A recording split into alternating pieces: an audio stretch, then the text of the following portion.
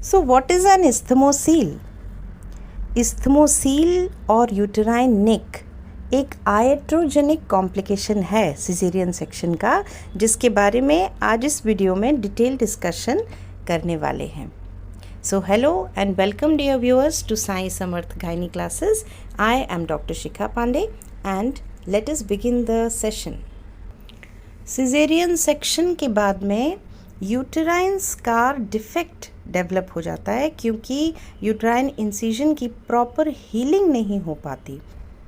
तो placenta एक्रीटा, uterine नेक और scar ectopic, ये तीनों आइट्रोजेनिक कॉम्प्लिकेशंस में आते हैं. प्लेसेंटा एक्रीटा भी एंटीरियर स्कार, जहाँ anterior wall of the uterus में स्कार की साइड पे प्लेसेंटा इम्प्लांट हो जाता है और फिर वो अंदर पेनिट्रेट कर जाता है into the myometrium and into the serosa, and that is accreta. The second one is uterine neck and the third is scar ectopic, that is the blastocyst implantation on the scar. Isthmocele काफ़ी common है. करीब 24 से 88% लोगों में isthmocele develop हो जाता है और causes can be varied. I will discuss about them. They can be either surgery related or patient related. लेकिन जो प्रॉब्लम्स होती हैं अगर isthmocele डेवलप हो गया तो क्या प्रॉब्लम्स होती हैं? तो menstrual abnormalities हो सकती हैं लेडी में, dyspareunia, dysmenorrhea. There is an increased risk of scar ectopic या scar pregnancy, chronic pelvic pain, chances of uterine rupture in future pregnancy, and infertility, abortions. All these are the possible complications. But many women, about 70% cases में अगर हम कहें कि isthmocele develop होता है तो केवल कॉम्प्लिकेशंस या सिम्टम्स जो हैं वो 30% में आते हैं, रेस्ट 40% एसिम्टोमेटिक रहते हैं. The prevalence is 24 to 88%. In order to make a diagnosis, we can use transvaginal sonography, saline infusion sonography, or MRI. Now let us discuss what are the factors which affect the formation of an isthmocele या एक uterine pouch भी उसको बोलते हैं.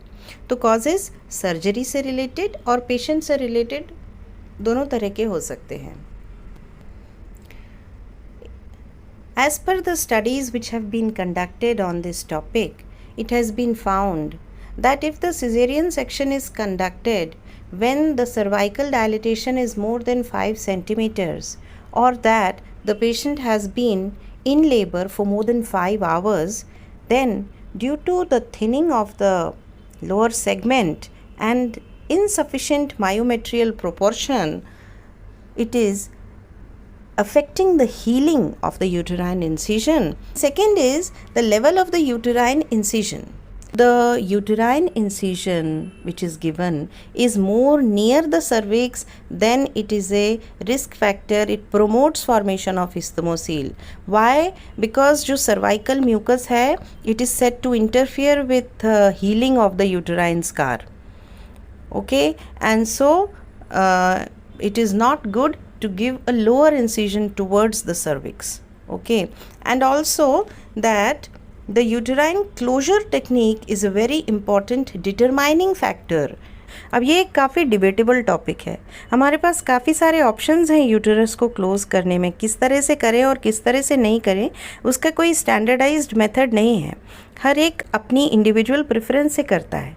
पर been seen that if you close the uterus in a single layer, then excluding the decidua was found to cause isthmocele in 95% of the cases, surprisingly.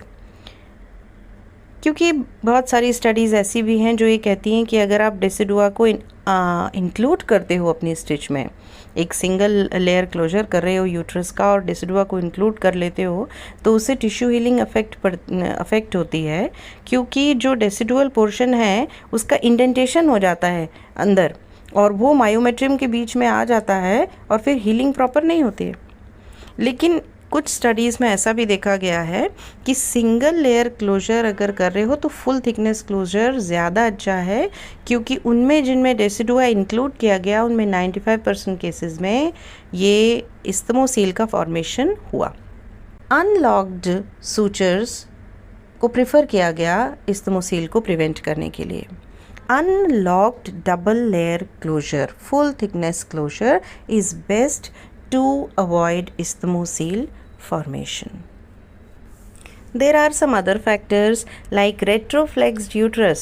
इस्थमोसील की ज़्यादा prevalence उनमें देखी गई जिनमें यूटरस रेट्रोफ्लेक्स था, क्योंकि उसने टिश्यू हीलिंग के साथ इंटरफेयर किया उसकी पोजिशनल एनाटमी ने। एडिशंस जिनमें बन जाते हैं। एक और फैक्टर है कि अगर हम यूट्रोविसाइकल पाउच रेज करते हैं तो उससे भी इंटरफियर होती है टिश्यू हीलिंग और हमारा लेवल ऑफ यूट्राइन इंसिजन भी लो चला जाता है और poor residual myometrial thickness was seen. Formation of adhesions भी ज़्यादा हुए।